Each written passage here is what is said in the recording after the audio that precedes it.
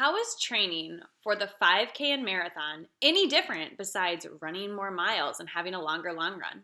Did you know that elite 5K runners still train at least 70 miles per week? That is a whole lot of running. A lot of the training for a 5K and a marathon are very similar. You're just logging those miles. But there are some differences that we should address to make sure that you train correctly for your goals and reach your potential. We are going to chat about why it's also possible to PR in the 5 marathon training. So today I have with me Jason Philippi, who is the head cross country and distance track coach at the University of Wisconsin River Falls, which is a D3 university, and he has a decade of coaching experience here that he is going to share with us. He also helps marathon runners reach their goals using Run for PRs. And before being a Run for PRs coach, he was a coach at the club level at Lifetime Fitness. So he definitely has experience with both the marathon training and the 5K, 10K shorter distance races. And so it's very interesting to have him here today to talk about how these two events are different and also maybe sharing some of the similarities and just kind of dissecting what you need to do to reach your potential in all of the distances across the board. So first, I wanted to just start off with talking a little bit about what systems are used when training for these races. So running, as many of you guys know, is an aerobic sport. So Jason, tell us a little bit about what that means. What is an aerobic sport and what other types of systems are there within the sports realm? Yeah, so running, primarily when we think about running, we're thinking about running for, 30 minutes to an hour at a time. And we're going to be staying in the long term, which is the aerobic system. So pretty much in there 100% of the time. There is the short term, which is called the anaerobic system. And this is something that we can only really maintain for about 2 minutes. So when we think about elite runners who are training for like 800 meters, they're running all anaerobic for that 800 meter race. The only time we kind of switch into anaerobic is at the very end of like a 5K. So maybe that last like 100 or 200 meters when we are sprinting, because our body's not able to, our muscles aren't able to get the same amount of oxygen as they are when we're running slower. So there's also a third kind of system, which is kind of called the immediate phosphocreatine system. It's basically for all-out sprinting. So think about 100-meter dashes or when you're doing strides as fast as you can. So those are kind of the three systems that we'll be referring to. And obviously, if you're training for a marathon, you're going to want to train primarily in the aerobic system, versus if you're training for shorter races, we're going to mix in a lot more of the faster two systems. Well, that's really interesting. I guess, me not having a big physiology background, I know that you do. It's interesting to hear that there's like 3 different systems. So there's like that long term, there's the aerobic system, which I think all of us are familiar with, right? If you're going out there for a long run or anything, longer than 2 or 5 minutes, you're really going to be using that aerobic system. Then there's that short term system. You said it was that lactate and anaerobic system, which is used, in those 400s, 800s. You're utilizing that system a lot. But then there's even something that's even shorter distance there, that immediate system, that ATP system. So is that the same sort of system that you would use like when you're lifting then? Yeah, basically any sort of powerlifting that you're doing or heavy weight, you're definitely using that system. So, lifts, that sort of thing.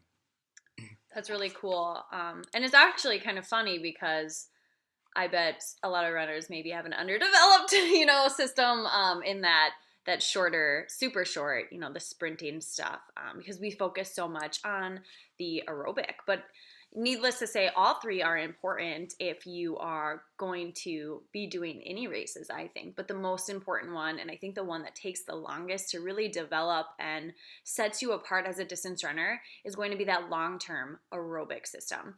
And so just thinking about the different races that you can do within the sport of running, like let's say someone is going to go out there and run a 1-mile race. How much of that is the aerobic system going to utilize, and how much of that is like an anaerobic? Yeah, it depends on what level you're at. So for elites, maybe about 50-50 if they're running a mile in 4 minutes. But for most of us, it's probably going to still be, 70 to 80% at least in the aerobic zone. And then getting down to that last, quarter mile or whatever, when we start our kick or our sprint, that's when we're transitioning into the anaerobic zone. So it really just depends on how experienced you are as a runner and kind of what level you're at and how long you're out there. Right. And so that's for the 1 mile. So Mm-hmm. really, I mean, if you're a competitive athlete, we're talking 6, 7 minutes at the longest you'd be out there. And so, like you said, you're only getting 2 minutes in that, anaerobic zone. So percentage wise, you can do the math there. But, what becomes interesting is the jump from a 1 mile to a 5K. I think a lot of listeners and even myself, it doesn't seem like that big of a difference, Like, I mean, it's just what, 2 extra miles, right? Like, I think the jump from 5K to marathon sounds a lot crazier. Like, almost Yeah. you're going to use different system. But what's interesting, you're saying the mile could be, 70% aerobic, but then you jump to that 5K. How much percent aerobic is the 5K? Pretty much 95 to 100. It just depends on, again, how long you're out there and how much of a finishing kick you have, and when you're able to really start to grind it out towards the end of the race.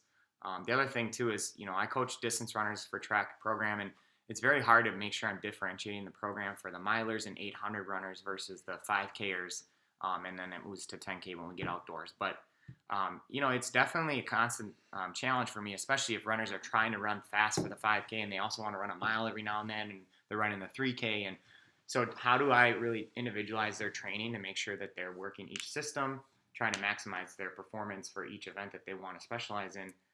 Definitely makes it challenging, but I think we'll talk about some of the different workouts that we can do.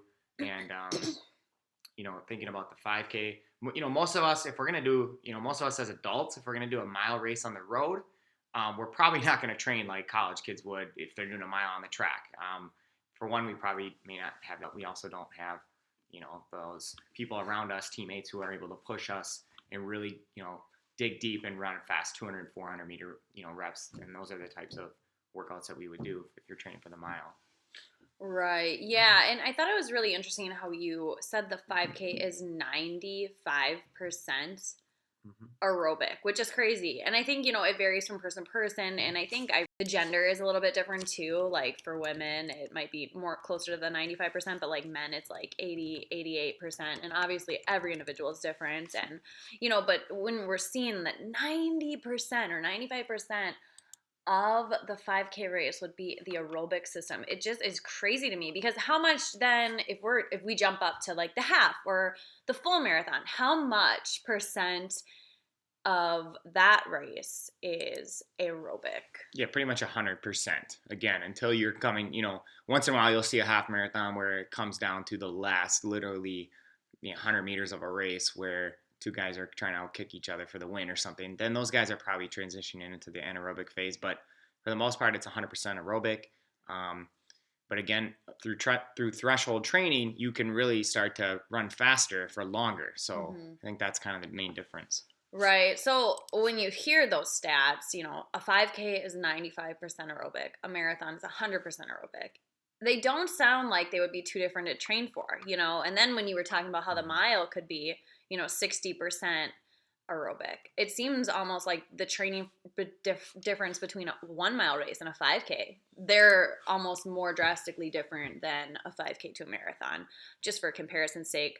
But I think it does go to show that there are differences and different systems are being used. So it's important to train those specific systems. I know you mentioned the threshold training. But then, you look at that 5%, the difference between the marathon and the 5K, and asking yourself, is it even worth it to train that anaerobic system? And so for me, I always think, okay, let's say you're a 20-minute 5K runner. That extra 5% of your race, that's 1 minute. Like Right. that's 60 seconds. And so when you start looking at it that way, like that's the difference between like a 19 flat 5K and a 20 flat, or if you're, a 24:30, it could be the difference between you running a 24:30 and like a 23:20. You know what I mean? So it's that extra edge that's going to get you to perform better. So let's say you have a super developed aerobic system already. training specifically for the 5K and doing the right types of workouts that can get you that extra 5% of that anaerobic system developed, that's going to help you a lot. And I think, a lot of people don't have that issue. I think the bigger issue is becoming more aerobically fit, which can take a very long time. So, Jason, what do you usually think is like the turnaround time for someone to like build the endurance and build the aerobic base to be able to just go from non-runner or just like 5K as the max run that they do to being able to run a marathon? I mean, that answer is going to depend again on so many factors. And I know we've talked about this in the past, where you are in your running journey, how many years you've been running, how much time you're willing to allocate, all of those factors. Are you prone to injury? And so I think if you're going to step it up from the 5K and you want to train for a marathon, I mean, typically we would want at least like a 6-month block minimum, possibly longer, but it's possible to do it in that time frame. But the main thing is basically we just want to focus on long, continuous runs. That's going to be more important for your aerobic engine to be developed over time. And then, within those longer runs, the type of workouts that we really want to be focusing on are definitely going to be tempo runs. So tempo runs can be classified. I know we did a podcast on this. There's going to be your steady state runs, which are more like kind of that marathon pace, so a little bit slower. You can run those for probably an hour and a half at a time at least. And then your threshold training is going to be shorter, but a little bit faster blocks of more intense running, which basically can last, the elites can handle their threshold pace for up to an hour, but most of us probably up to 20 to 30 minutes or so.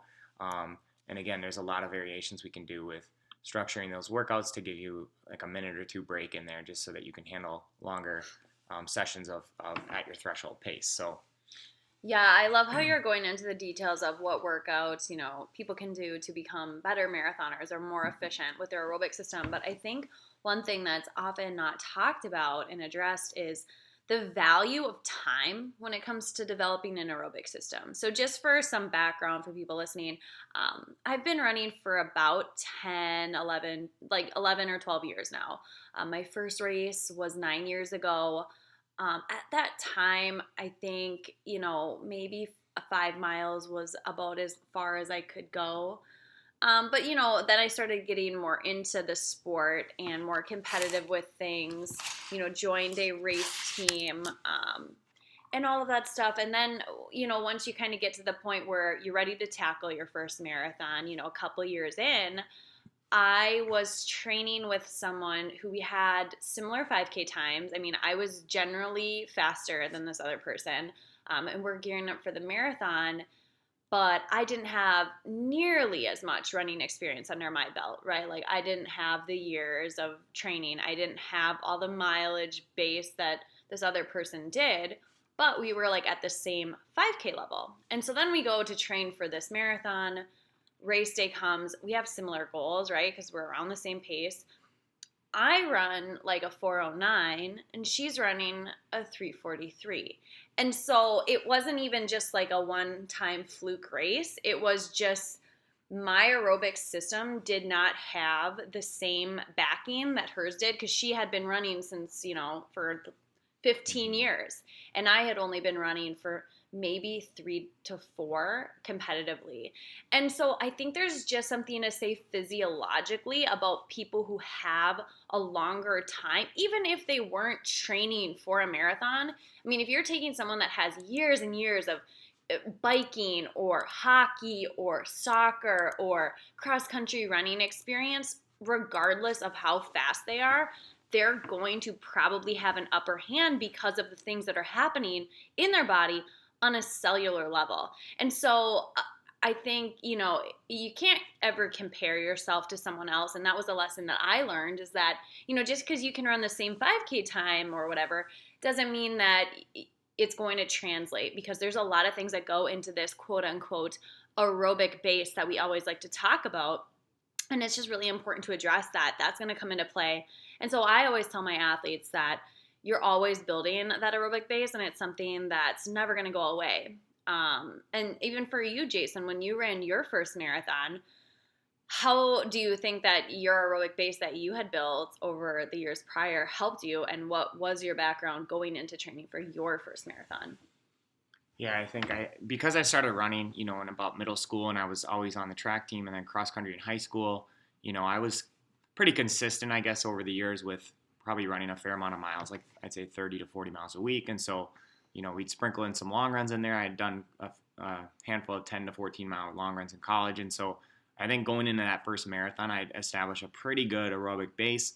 I didn't really train like I would want to train now for leading into a marathon training block cycle, but I think my longest run was only 18 miles before that, before my actual first marathon. So, um, I was able to still finish in an okay time. I wasn't quite where I wanted to be, but I think just because I was a kid who grew up playing sports and was involved with running, I had a pretty solid aerobic base. But again, if you compared my marathon time to my times in college in the 5K or the mile, I mean, it was 20 to 30 minutes slower based on what I should have been able to do if I had trained specifically for the marathon. So while the time still was okay for an average person, it still wasn't quite in line with where my potential lies based on the type of training that I could have been doing. Right. And I think a lot can be said. Your first marathon time was a sub 3.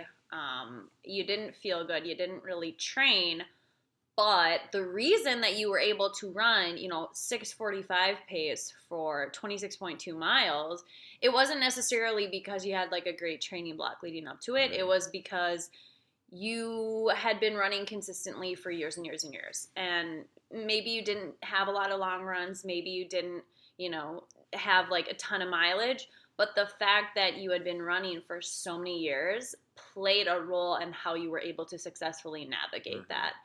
And so some people might look at that and say, oh, it's just because he's fast or he has a lot of speed. It's natural. And yes, there is a little bit of truth to that. But we did say earlier that the marathon is 100 or 99% aerobic. So it's not really that he's naturally gifted. It's not like a natural speed thing. It's just that, the guy had been running for 15 years prior, and it was maybe a lot of like 45 to 60-minute runs. But that aerobic system was developed over years and years and years, and that's what you're seeing on marathon race day. And so it's really hard for people who are new to the sport. Like I was new to the sport, and when I first did my marathon, it's hard to not get caught up in the comparison trap because some of us aren't lucky enough to have had an aerobic base previously established. Like maybe we weren't involved in sports and we didn't exercise in our early adulthood. So it just is all about giving yourself time. And the crazy thing about this aerobic base is that I feel like once it's developed, it's almost there for a lifetime, and it's like a bank. Like you're saving it. And I've seen so many runners who were great athletes. In high school, college, maybe they take a couple of years off, but then when they come back, it just comes right on back. And I know you've experienced that even yourself as a runner. What can you say about that aerobic base and how important it is, and just trying to explain to people like how if all of your hard work is worth something, and it's like you're building a bank, and it doesn't go away as quickly as you think it does. Yeah, I think it can be easily maintained as long as you're getting out the door, a couple days a week, especially during an off-season period. You don't need to be training as much as you were leading into like a marathon training block. So like Victoria mentioned, I think we talked about one of my best friends who took 2 or 3 years off, and then he came back to running, and yeah, it probably took him, I don't know, about a year or 8 months build up, but he got kind of right back to where he was 3 years prior and got even a little bit faster. So again, that will depend on how many years you've had, in the sport of running. When I think about my college athletes, I always talk to them about just building for the future, and we're just trying to slowly build upon year after year. I don't expect a lot of them to set their lifetime PRs as a freshman or sophomore in college. I'm thinking long term for each and every one of them. I'm thinking as a senior before they're heading out, into the world of adulthood, and then they can obviously move up in distances. That's kind of where we really want to set their lifetime PRs. So, building upon that aerobic base year after year, I think is really going to be, something to focus on. as you look ahead. Right. And I think it's really cool to note, you talk about the story of your friend who took 2 to 3 years off, but not only that, like I'm a regular listener of, Rambling Runner podcasts and some stories that are out there. And I mean, you regularly hear about people that ran in high school or college and literally took 5 to 10 years off. Like they didn't run at all. People had kids, whatever. And so they have the background when they were younger. Then they come back to the sport, maybe they're 30 years old and they say, I started from ground zero. And it's like, yes, of course, like you started over, but all of a sudden, 2 years in, there they are again, and they're able to bust out a sub 3 hour marathon. And of course, it has to do with they came back to the sport, they worked hard, but a lot of it, it all stems back to the aerobic base that was developed when they were younger. And there is such a value to that. And I think it's really sometimes not mentioned, or maybe it's downplayed, because of course it is hard to come back, but your past plays a role in like your future. So anytime, like if you're listening to this and you have years of running experience and you're on a comeback right now, it's going to come back. Like it's going to be easier for you because you have that experience. So I always think of it as an asset and never as like, it's going to be so hard to get back there. It's all just asset, aerobic system developed in the bank. And even at like a cellular level, what are some of the things that happen when you train for a marathon, when you train for long distance running? Well, basically, it just what happens with our muscles is we're increasing our capillary and our mitochondrial volume, so the amount of energy that our muscles can handle and the amount of blood flow to those areas. And so, the longer you run, our body has more time to adapt and learn how to provide that fuel that we need to sustain that pace. And so, we'll switch gears here in a minute and start talking about the 5K, 10K, and what are some of the differences that are going on in the body. But one other thing I wanted to talk about was for, anyone who's looking to run a faster 5K or 10K, let's say, and I have an athlete right now, his goal is 5K in July. So we're about 6 or 7 months out from that. Right now, I'm kind of training him like I would be training someone who's going to run a marathon in a few months, minus a long run. So obviously, we're not doing those long 15 to 20 mile runs, but we're still mixing in a lot of strength work, hill training, a lot of threshold, a lot of tempo work, so that when we get to probably 3 months down the road, we can start transitioning to more anaerobic training, more interval workouts. So again, I'm trying to work on helping him understand like we need to develop that aerobic base, and that's going to make him a stronger runner. And then when we get to the intervals, it's going to seem more attainable. They're not going to feel as fast because he did a lot of work in those threshold zones, which over time kind of built up where his anaerobic threshold value is.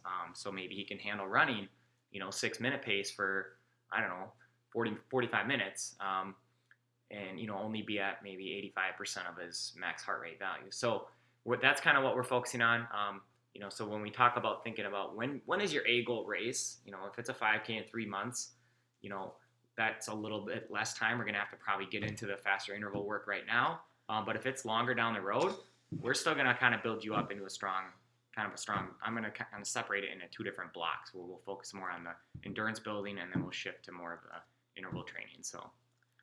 Yeah, so it's safe to say that a lot of the 5K training and marathon training will spend quite a bit of time developing that aerobic zone. Mm-hmm. And like you said, the 5K training, when you're really far out, it's all about that aerobic base. And then as you get closer, maybe 2-3 months out, you start introducing some of that anaerobic to give that additional 5% boost to make sure we have both systems, the anaerobic and aerobic system, developed for the 5K.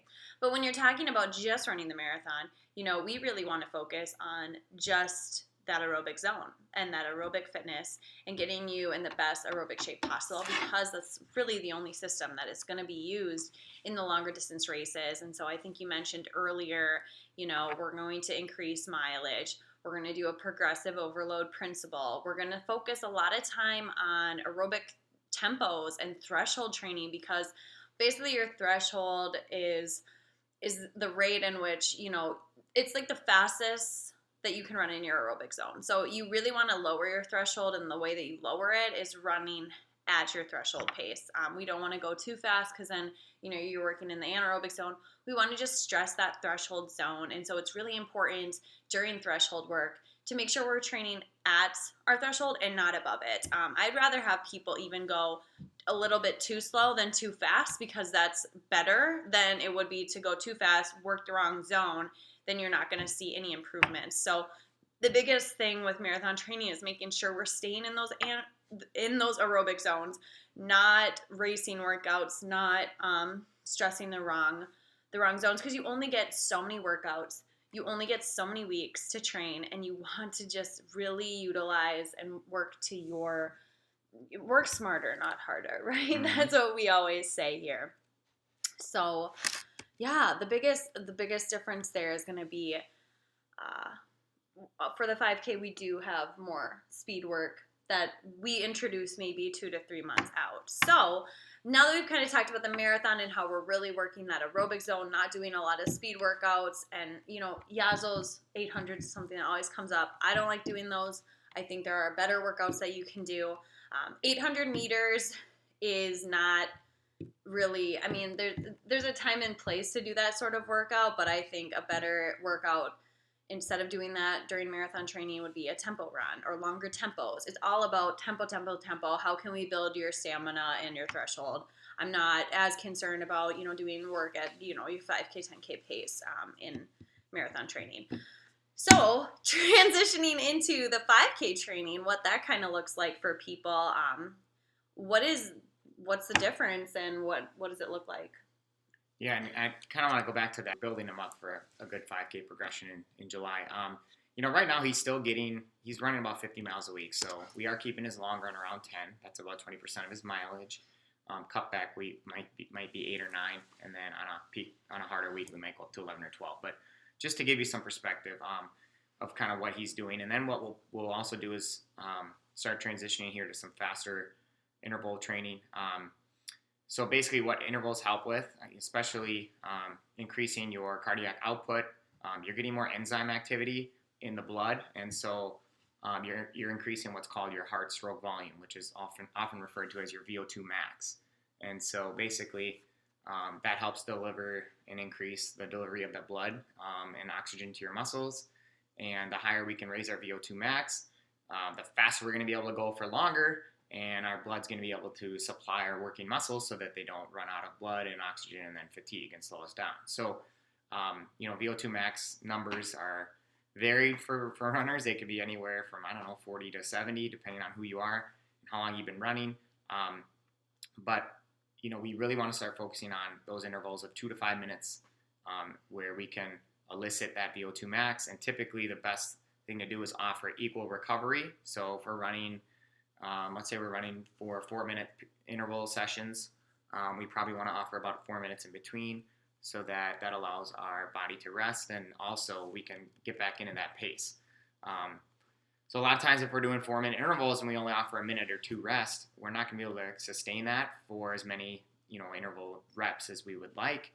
So that kind of defeats the purpose of the workout. So as a new runner, we may only give you like 2 or 3 to see how you handle it, but a lot of times the more experienced runner you are, you're going to have probably 6-8 reps of a specific speed workout. So it depends on what we provide. And we may start off with something shorter just to see how you handle it, like 400 repeats, because that way you're only running for, depending on how fast you are, I would say 75 seconds all the way up to maybe 1.5 minutes to 2 minutes would take most people to run a 400. So that's a quarter mile.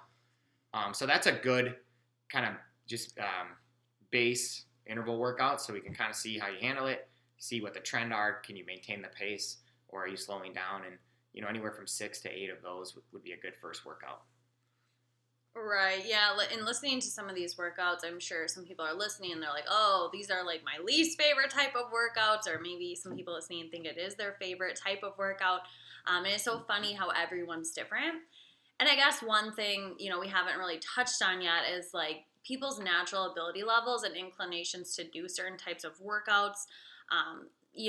For me, if you look at my marathon times versus 5K, 10K times, I think I have stringed together quite a few like good marathon training blocks where I feel like I did what I had to do. I did the threshold, I did the higher mileage, I did the long runs, like I did all of the stuff. And everything indicated, based on like what my short distance times were, like the 5K, 10K, that like I should be capable of running X marathon time and everything. And I never really have ever felt like great when I run long. Like it's something about it. Like I don't know, my body. I don't like running long. Longer than 90 minutes. I don't know. And then like when I race longer than 90 minutes, it's just my body. I just don't feel good. Like I can race okay, right? Like I'm pretty okay at it, but I'm never like in my zone. Whereas I've done like 5K, 10K races before where I'm just like my body just loves it. I love it. Like it just seems like everything comes together. And I just love the feeling of like being in that right on that line and just like almost like dying out of breath. Like my body just, it seems like I am better at the short stuff. And it's hard to even explain it. And I've trained for both distances, and consistently time after time, I perform better for my ability level in the short distances. I have a sub 19-minute 5K PR. I broke 40 in the 10K. And those are like indicative of being closer to like a 3:0, 3:05 or like low 3 in the marathon. And I've only ever ran, I've broken 3:15 twice in my life. And it pretty much almost killed me. So what is there to say about like people's natural inclinations, and is everyone's body different, and is that a real thing, or do you think it's just coincidental? Yeah, I mean, it's going to depend on your, what is your experience up to this point, with not just racing certain distances, but how much running you've been doing. What are the types of workouts that you've been doing? Because obviously you're probably training a certain way. If you're running a certain distance, you're trying to at least. So again, it's really about when you feel comfortable doing certain types of workouts. Like, with some of my athletes right now, really just trying to challenge them to explore different types of workouts, because I think that gets them to be more open-minded and helps them start to grow into, kind of work on their weaknesses. Because if we've never really done speed before, or we've never really done longer threshold training before, I think that there's, after some consistency of implementing a few of those workouts, I think that you can start to grow stronger and feel more confident. But I think it just depends on, again, your time, your experience, all those factors. Right. No, I really love what you said about it's all about doing the workouts and really doing the right workouts for you, and not being afraid of trying new workouts and really just grinding it out. And, when I reflect back on some of those marathon training cycles I did, it's like, yeah, I did the work, but sometimes it was like going through the motions, in my opinion. And like, I think there can be something said about like if your heart's not like 100% in it. I think I described like running over 90 minutes as like not something that I enjoy doing.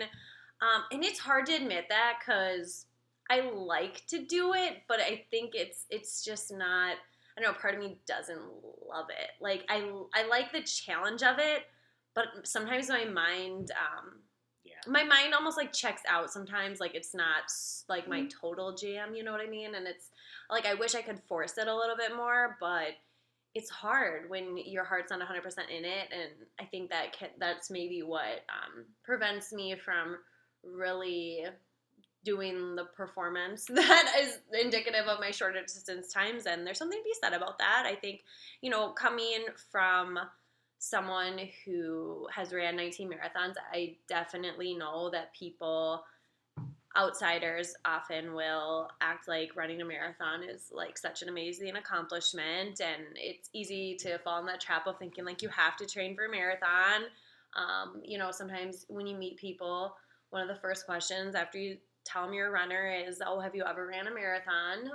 The next question is usually how many, or have you qualified for Boston? And it's funny because that's really the only questions that you get asked. Like people aren't going, oh, like what's your 5K PR? You know what I mean? Whereas like that can be a super great accomplishment in itself. Funny story, Jason has a friend, Jason Corford, who, gosh, I don't even know. Like what's his 5K PR? If you had to guess. Probably just just under 16 minutes, like 15:40 something. Right. So this guy's like a 15:40 5K runner. He's been running his entire life, like since he was 10. And he's in his 30s or maybe like late 20s when he ran his first marathon. But in every job he ever had or every social interaction, when someone find out, oh, you're a runner, they say, are you a marathon runner? And he'd just say no, because he didn't run one until he was almost 30. And people would laugh at him and say, oh, you're not a real runner then, which is so funny So because false. he runs, like, how many miles a day Like, does the I don't guy know, run? 8 to 10 miles, like, every day. 8 to 10 miles every day since he was 10 years old for like 20 years, right? And he's a 15-something 5K-er, and then you got people telling him, oh, you're not a real runner, you know, and I think there's, like, such a stigma involved with, like, not training for a marathon or not being a marathon runner or, like, just, I don't know, what do you think, like, caused the big, like, bubble up of, like, the marathon distance being such, like, the golden icon and the end-all, be-all of distance running? I think it's just, I mean, social media definitely hasn't helped. Definitely, and then the whole medal thing too. I think where everyone gets a medal, and you know, it just there's just something about the build up to the marathon, right? Like it's so much different than just running a 5K, because you're not gonna get all worked up and nervous, and plus you're gonna recover quickly and all that after 5K. But there's just something to be said about the marathon. It's like the 2 weeks leading into it and the 2 weeks coming out of it are drastically different, you know, comparing to any other distance that you're gonna be training for. So I think people just, I don't know, and a lot of people that are new to the sport of running too, like they don't want to go out and like try to run a certain time for a 5K. That's not, like they don't want to push it to their max. Yeah, why? They want to run their first 5K and then they want to run a 10K, and it always comes down to like adding the distance. And that's totally fine, because it's a good challenge, and right, it keeps you going for more in the sport, and we love that. But, you know, for some reason, I guess just the stigma has shifted to more about the distance and not so much the speed and the time. Right. And that'd be kind of cool to start to, you know, and there are plenty of organizations out there. Every community and metro area has like their, you know, their USA track and field on a local level, where there's, you know, masters levels, and there's, you know, open divisions where you can go and run like track races, and there's cross country races. And so there's more out there than just your typical road races. But I think it would be cool to have more people focusing on running fast. Like, I just think that it would be so fun if that was more of a trend and more of a kind of a popular thing to talk about. And who knows, maybe in the future it will. But yeah, no, I totally agree with you 100%. So, like, how many marathons have you ran, Jason? I think 9. He thinks 9. So he's lost track at this point. I'm at 19. Like, so we know the marathon distance. We've done it.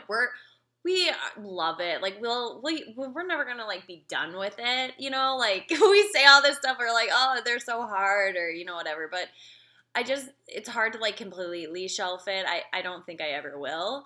But, like you said, I think, you know, training for the short distance, I just love it so much, you know? And I think part of it, you know, when we did most of our marathoning, you know, the bulk of them, before I ever had kids, I think I had 15, 16 marathons under my belt already. Yeah. So I think it's just, I had more time. And maybe when I get older, you know, with older kids, I think maybe even more time there. But for me, it just comes down to doing a 2 to 3 hour run on the weekend and then having zero time to recover from that, you know, chasing a toddler or just being busy with work and just the season of life that you're in. It just becomes harder, and maybe not even like harder, just like maybe not as enjoyable as it once was. Because I remember when we used to train for marathons, it was like, okay, we didn't have any obligations on the weekend, no kids, nothing. So we just go out, do our run, come back in late hours, and go out to eat. Like, it was a lot easier. But now it's like, okay, I can go on my run, but then I'm leaving you to watch Chase, and then, like, you're not able to train for your races, and then when I come home, I'll be really tired, you know, my energy levels will be lower, it'll be hard to, like, mom and do all the things, and then if you leave to go on your run, then I'm hobbling around trying to catch a toddler. You know, I'm not going to fault anyone for who's new to the sport, who wants to try to run their first marathon. I just think it's actually healthy to take breaks and to focus on other distances, and then you become a more of a well-rounded runner. You know, if you focus on some speed stuff and some short. I was thinking was about, going back to why we all choose a marathon. I think it gives us an excuse to really travel and go to bigger cities and run the bigger races because they're more nostalgic. But, when's the last time you saw someone post about going to San Antonio for a 5K or, flying out to Phoenix to race a 10K? Like, it's so rare. One of these years I'll go to Boston, run a mile. No, but I think that those are the types of, like, we need to see people out there talking about being proud of running those distances too, instead of just, running another marathon or a half marathon. Yeah, totally. And I think some people may be listening and think, well, you're fast, so everyone thinks your 5Ks are impressive. So I don't know. I think there's just like a stigma out there. I don't know what the deal is. But, we like to do 5Ks. I like to do I like the short stuff. Maybe not 5Ks. I like the 10 mile. Like this fall, I did a 10-mile race. Like I knew I was in pretty good shape. And I'm like, I'm going to do... And it was like a distance between a 10-mile or a half marathon. And I was like, but if I did the half, like I could brag about my half time and like people would know what it means. And you do like a 10-mile, everyone's like, what? Like, what is that? No one does a 10-mile. No one does like a 10-mile for time. Like no one's like, oh yeah, everyone's like, what's your half PR? And it's just so funny. It's like I got down to the whole last 2 years, I've been focusing more on like what I want to do and like the races I want to run. And just not really caring about, what other people are doing and trying to chase other goals that other people have. It's good to set goals for yourself. Like if there's some trail race that you really want to do and you see it and you're like, ooh, 25K, like trail, I don't know what that means. Like those are things that like can excite you. And even if that sounds really different, like a 25K trail race, like do it anyways. If it's something that you're interested in doing and it sounds like a fun challenge, I think that people should be signing up for more of those races. Or, I encouraged one of my athletes who she'd never done a track race ever in her whole life, but she had run multiple marathons.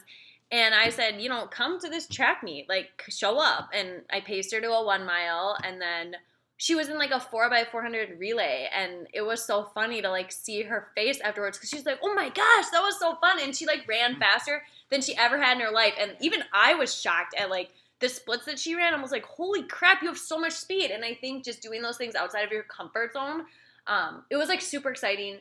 It was like the best time ever. But when you constantly are just doing the same thing over and over again, it can get old. And I think sometimes people feel like obligated, like they have to do it or they have to chase Boston or they have to, run a marathon or sub 4 or whatever. It's all about what you want to do. And running is what you make of it, right? Like, I think I did a throwback Thursday today of when I did this 50K, and that wasn't even like a planned thing. I just was on runningintheusa.com one day, and I had just ran a marathon 6 weeks prior, and I was like, I'm going to do a 50K, and I just signed up. I didn't even know what I was getting myself into. It was super hilly. Just to experience it and to see what it was all about, it was like really fun and cool, and I'll never forget the experience. Those are the races that are cool, and sometimes like doing those road marathons, like they all kind of blend together in my head because it's like I've ran the same times so many times, and it's like, yeah, it was like the same thing over and over, like 325, 324, 323. Like I get it, like I've done it, but when you do something outside of your comfort zone, those are the things like you never forget. Like I'm sure, do you remember that trail half marathon that we did together? The one in, like 7 years ago. Yeah. What was that like compared to what you normally do? Oh, compared to regular flat half marathon? Yeah. I think I might have. Well, my PR was 113 for the half marathon. I think that day I struggled to break 140. Like it was, I think I ran 139. So but it was just funny. So hilly. Because it's just totally different. Different terrain. You're on dirt, you're on grass. So yeah, just a fun challenge. But every now and then it's fun to mix it up with different races. And, if they're shorter, you can probably handle doing a little bit more of them more frequently as opposed to the longer stuff. Totally.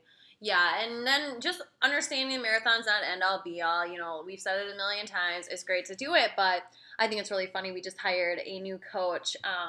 He's a 6-time 100-mile finisher. So he ran 100 miles in one run, which so if you think marathon is the accomplishment, I'm just like, there are like crazier people out there. I mean, there are just these crazy challenges you can do.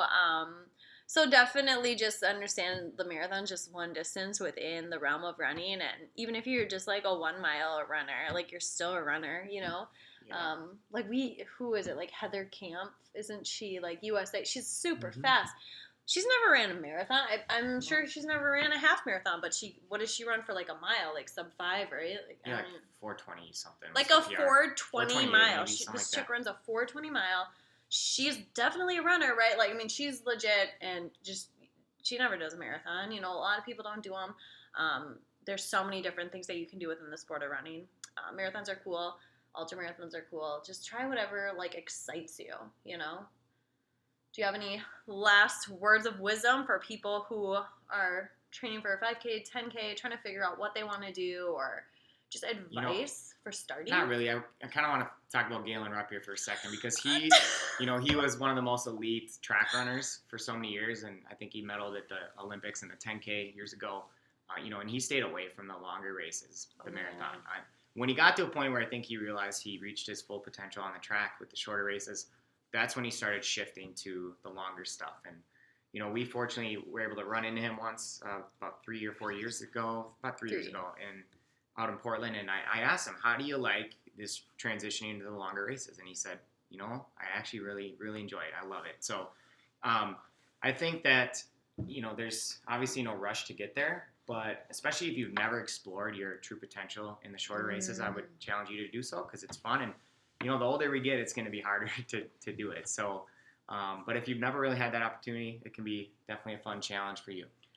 No, and I think that really brings up a good point. We're talking about Galen Rupp and how he waited to run his marathon before he had all of his speed fully developed. And then I think about some of my athletes, or even just like my parents. My parents, they started running when they were 50, and now, they're about 57. And they've done quite a few marathons, and, sometimes when we're planning to hang out with them and stuff, we'll ask what they have on their agenda, and they're like, oh, I have a 12-mile run or 13-mile run. And we'll be like, me and Jason are like, oh, it'll just be like maybe 2-3 hours, of time. But because, they're not running as fast, sometimes they're long runs, we're just like, oh my gosh, they're out there for so long. And we're not used to, so when they say mileage, we always think how long it would take us. And they're out there way longer than we are. When they're marathon training, I'm like, holy crap, like you were out there for over 3 hours doing this run. Whereas like our longest runs for marathon training, like if I do a 2-hour run, I'm like, okay, I'm ready for marathon. But if they do 2 hours, well, they're at like 10 miles, 12 miles, and that's just, it's a totally different beast. And I think, waiting to run until maybe you have more speed, it makes marathon training like easier because you're not out there for as long. Like if I had to go out on 3-hour long runs just to get in like 5 or not 5, to get in like 15 or 16 miles. Yeah. I don't know that I don't know that mentally I could do that. It's just too long to be out there, to be honest. So like you guys, if you're out there like for that long, you guys are the real MVPs. I definitely think it's harder to marathon train when you have to dedicate more time like that to those long runs, to all of your weekly runs. I mean, it is kind of, it's nice to not have to be out there for as long of a time commitment. But like we said, if you focus on the short distance and then get your speed down, then it's easier to transition to the marathon, just because it won't take as long to get the miles in, which is a benefit, I guess. But it's all about what you make of it. So yeah, I hope this was beneficial for everyone listening, and maybe they decided they wanted to try a shorter distance race, or maybe they just decided they want to do a 100-mile ultra. We don't know. Let us know. And if you ever want to, do a 7-day free trial, or just chat with us about like your game plan and how you want to develop your speed or reach for new heights with a longer distance race, we'd be happy to help and give you advice for what we recommend you do, and also get the training to get there. So if you ever want to try out that 7-day trial, you can visit our website at www.runforprs.co. Fill out the form there, and we can get you set up right away. So thank you for listening. Until next time.